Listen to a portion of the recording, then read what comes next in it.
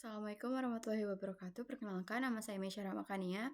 Jadi di sini saya akan membahas pertemuan konstruksi bangunan dari pertemuan 1 sampai ke 7. Nah, langsung aja kita masuk ke pertemuan pertama, yaitu struktur beton. Definisi dulu. Menurut SNI 032847/2002, beton itu didefinisikan sebagai campuran antara semen Portland atau semen hidrolik lainnya dengan tambahan agregat halus, agregat kasar, dan juga dengan air, dengan atau tanpa bahan tambahan yang membentuk massa padat. Nah, dia ini mempunyai kekurangan dan kelebihan. Yang pertama, adanya kuat tekannya itu tinggi, daya tahannya baik, tapi dia lemah terhadap tarik. Nah, kita masuk nih ke struktur beton. Apa sih itu struktur beton? Struktur beton yaitu adalah sistem konstruksi yang memanfaatkan beton sebagai bahan utama untuk menahan beban. Nah, jenis-jenis beton itu yang pertama adanya beton bertulang. Itu dia biasanya digunakan untuk bangunan gedung bertingkat, jembatan, terowongan, pondasi. Nah, masuk kedua yaitu beton protekan. Dia itu biasa digunakan sebagai jembatan bentang panjang, lantai parkir, dan juga bangunan bertingkat. Yang ketiga adanya beton pracetak. Dia ini biasa digunakan untuk panel dinding, lantai gedung bertingkat, struktur jembatan, dan saluran air. Nah, terus kita masuk ke keunggulan beton. Nah, yang pertama tadi yang udah dijelaskan di definisi beton, dia yang pertama adanya kemudahan pengerjaan, yang kedua kekuatan tekanan yang cukup tinggi, yang ketiga dia tahan terhadap temperatur tinggi dan merupakan material yang awet, yang keempat dia harganya relatif lebih murah. Nah, masuk ke material penyusun beton, tadi udah dibilang di awal, materialnya itu tuh ada 3. Yang pertama dia menggunakan semen, bisa pakai semen Portland atau hidrolik ataupun yang lainnya. Yang kedua dia menggunakan agregat kasar dan agregat halus. Nah, yang ketiga dia menggunakan air, yang dia itu harus menggunakan air bersih. Kita masuk ke pengaruh beban pada struktur beton. Yang pertama itu adanya beban statis. Contohnya adalah berat beton itu sendiri. Yang kedua adanya beban dinamis. Contohnya adalah beban kendaraan. Yang ketiga adanya beban hidup dan beban mati. Nah, beban hidup ini contohnya adalah manusia. Sedangkan kalau beban mati contohnya seperti adanya meja, lemari, kursi, dan lain-lain. Nah, penyebab kerusakan beton itu dipengaruhi oleh 4 hal utama. Yang pertama adanya faktor lingkungan, yang kedua kondisi mekanik, yang ketiga itu kesalahan konstruksi, yang keempat kelebihan beban dan usia struktur bangunannya tersebut. Nah, kita masuk ke jenis kerusakan pada beton. Yang pertama itu adanya retakan permukaan. Yang kedua, dia adanya retakan struktural. Yang ketiga, korosi baja tulangan. Yang keempat adanya efloresensi. Yang kelima itu adanya kerusakan akibat suhu. Yang keenam kerusakan akibat bahan kimia. Berarti dia itu nggak tahan terhadap bahan kimia. Nah, pemeliharaan dan perawatan struktur beton itu melalui beberapa langkah. Yang pertama dengan melakukan inspeksi berkala. Yang kedua itu dengan melakukan perlindungan beton. Yang ketiga dia itu melakukan pembersihan perawatan secara rutin. Oke, kita masuk ke tipe semen. Tipe semen itu ditinjau dari penggunaannya menurut ASTM. Yang pertama, pada tipe 1, semen ada jenis semen Portland jenis umum. Yang kedua ada semen jenis umum dengan perubahan. Yang tipe 3 dia itu adanya semen Portland dengan kekuatan awal tinggi. Yang tipe 4 dia semen Portland dengan panas hidrasi yang rendah. Yang tipe 5 yaitu adanya semen Portland tahan sulfat. Nah, semen itu memiliki fungsi utama pada beton, yaitu untuk mengikat butir-butir agregat sehingga membentuk suatu massa padat. Selain itu juga mengisi rongga-rongga udara di antara butir-butir agregat. Fungsi-fungsi agregat itu yang pertama, dia untuk penghematan semen Portland, menghasilkan kekuatan yang besar pada beton, mengurangi penyusutan pada beton, dan juga dia menghasilkan beton yang padat bila gradasinya baik. Jadi kita masuk ke pondasi. Nah, pondasi ini apa sih? Jadi pondasi ini merupakan konstruksi yang berfungsi meneruskan beban struktur atas ke tanah dengan gaya dukung dan penurunan yang memadai. Nah, pondasi bangunan ini tidak boleh terjadi penurunan pondasi setempat ataupun penurunan pondasi merata melebihi dari batas-batas tertentu yang sudah ditentukan. Nah, kita masuk ke pondasi dalam. Definisinya yaitu pondasi yang dipakai pada kedalaman yang lebih daripada 6 meter dari permukaan tanah. Nah, dasar pondasi ini dia terletak cukup dalam dari permukaan tanah atas. Metode pengerjaannya dia dilakukan dengan peralatan berat dan tidak dapat dikerjakan oleh tenaga manusia. Nah, dia tuh punya jenis-jenisnya. Yang pertama ada pondasi sumuran, yang kedua ada pondasi tiang pancang, yang ketiga adanya pondasi bore pile. Yang kedua adanya pondasi dangkal. Nah, definisinya dia itu kenapa disebut pondasi dangkal karena kedalamannya ke tanah itu relatif dangkal atau tidak lebih daripada 6 meter. Di atas 6 meter, misalnya kayak 5 meter, 4 meter itu masih termasuk dangkal. Nah, yang kedua masuk ke metode pengerjaannya. Dia itu dilakukan dengan tenaga manusia. Jenis pondasi dalam ada 4. Yang pertama adanya pondasi menerus, pondasi telapak, pondasi kaki gabungan, dan juga pondasi pelat. Kita masuk ke pertemuan yang kelima, yaitu di sambungan pengecoran beton. Nah, definisi beton tadi kan sudah dibahas dari awal, jadi kita langsung masuk aja ke di mana sih posisi sambungan beton yang aman bagi konstruksi. Kalian pasti bingung kan? Nah, jadi yang pertama itu volume rencana pekerjaan yang besar sehingga sprout beton kewalahan memenuhi pasokan. Nah, 2, tingkat kesulitan pekerjaan sehingga harus dilakukan sambungan pengecoran. Yang ketiga, kondisi cuaca saat pengecoran. 4, kondisi waktu pengecoran tidak memungkinkan. Nah, cara melakukan sambungan pengecoran beton sesuai SNI. Yang pertama, permukaan beton pada sambungan pengecoran beton itu harus dibersihkan dan material harus latex atau dihilangkan. Nah, yang kedua, sesaat sebelum beton baru dicor, semua sambungan pengecoran harus dibasahi dan air yang tergenang harus dihilangkan. Terus, sambungan pengecoran beton harus dibuat dan ditempatkan sedemikian sehingga tidak mengurangi kekuatan struktur dari bangunannya itu. Nah, yang keempat, sambungan pengecoran beton pada lantai harus ditempatkan dalam daerah sepertiga, bentang tengah, slab, balok, dan gelagar. Nah, yang kelima, sambungan pengecoran beton pada gelagar harus digeser sejarak minimum sebesar 2 kali lebar balok yang memotongnya. Yang keenam, balok gelagar atau selam yang ditumpu oleh kolom atau dinding tidak boleh dicor atau dipasang sehingga beton pada komponen struktur tumpuan vertikalnya itu tidak lagi bersifat plastis. Nah, yang ada pun juga cara melakukan sambungan pengecoran beton sesuai SNI 2847 pada 2019, yaitu sambungan pengecoran beton pada gelagar harus diseimbangkan pada jarak setidaknya 2 kali lebar balok yang berpotongan. Nah, diukur dari muka balok yang berpotongan kecuali terdapat peraturan lain yang disetujui oleh perencana ahli bersertifikat. Yang kedua, permukaan sambungan pengecoran beton harus diperkasar apabila disyaratkan.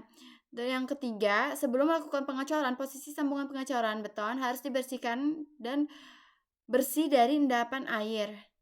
Perbaikan beton itu memperbaiki keadaan beton dari gangguan-gangguan atau keadaan yang tidak sesuai dan menghilangkan penyebab ketidaksesuaian itu. Nah, adapun tujuan untuk perbaikan beton itu adalah untuk memperpanjang masa pelayanan beton. Yang kedua, menghemat biaya untuk pembangunan struktur baru. Yang ketiga adalah untuk menjaga kelestarian struktur bersejarah. Yang keempat, menjaga keamanan bangunan. Nah, adapun jenis-jenis cacat beton nih.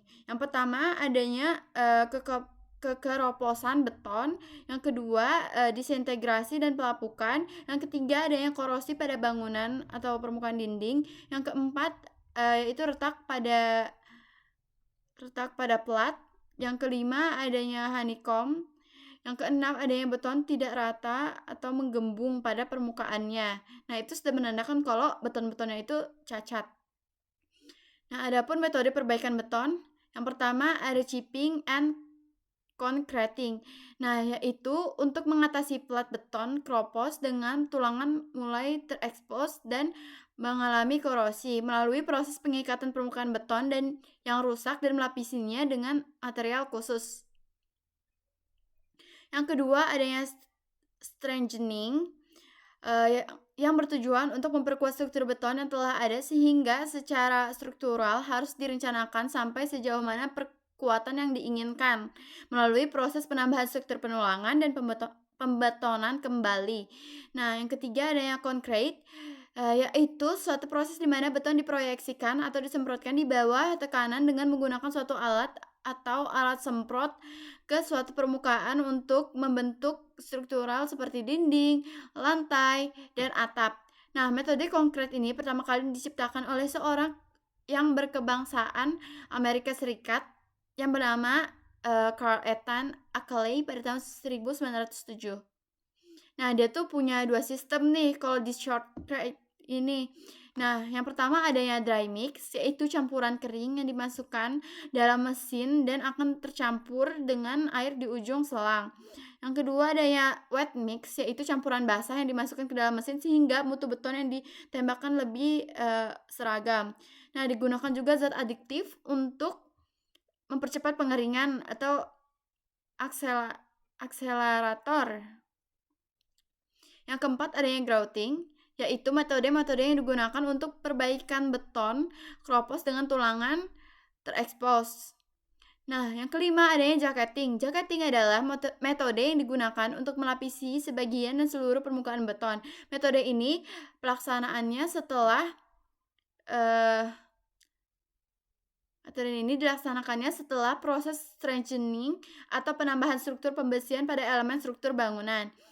Terus kita lanjut ke yang keenam, adanya patching or sealing, yaitu metode perbaikan manual dengan melakukan penerapan mortar secara manual. Pada saat pelaksanakan yang harus diperhatikan adalah penekanan pada saat mortar ditempelkan, sehingga benar-benar dapat didapatkan hasil yang padat. Nah, adapun tingkat kerusakan komponen struktur beton. Nah, tingkat pertama itu dia rusaknya masih sangat ringan, contohnya retak rambut di permukaan beton terlihat pada jarak yang tidak terlalu jauh, sekitar kurang lebih dari 0,2 mm. Nah, yang kedua, tingkatan kedua ada yang rusak ringan, contohnya adalah kerusakan struktur ringan, retak rambut di permukaan beton terlihat dengan pengamatan visual. Lebarnya sekitar kira-kira 0,2 mm sampai dengan 1 mm. Nah, tingkat yang ketiga itu kerusakan sedang yang dimana selimut beton hancur di sebagian tempat. Nah, yang tingkat 4 yaitu rusak berat yang dimana selimut beton hancur dalam jumlah besar dan baja tulangan terlihat. Yang kelima atau tingkat kelima yaitu baja tulangan sudah tertekuk. Beton pada inti penampang sudah hancur. Masuk ke materi pertemuan 6, yaitu tangga. Definisi tangga yaitu merupakan alat bantu transformasi vertikal, penghubung antar lantai antar suatu bangunan. Nah, bahan-bahan pembuatan tangga itu bisa dari kayu, baja, beton bertulang, atau batu bata, dan lain-lain. Nah, tangga ini terbagi menjadi beberapa bagian. Adanya anak tangga atau nama lainnya adalah trade, ada ibu tangga atau boom, ada border atau tempat istirahat tangga, ada juga yang terakhir pelengkap. Nah, tadi bagian-bagiannya, yang pertama tadi kan ada anak tangga atau trade. Nah, yaitu bagian tangga yang memiliki fungsi untuk menginjakan langkah kaki ke arah vertikal ataupun horizontal atau datar lah. Nah, terus ada bagian yang namanya antrade, yaitu bidang trade datar tempat berpijaknya kaki.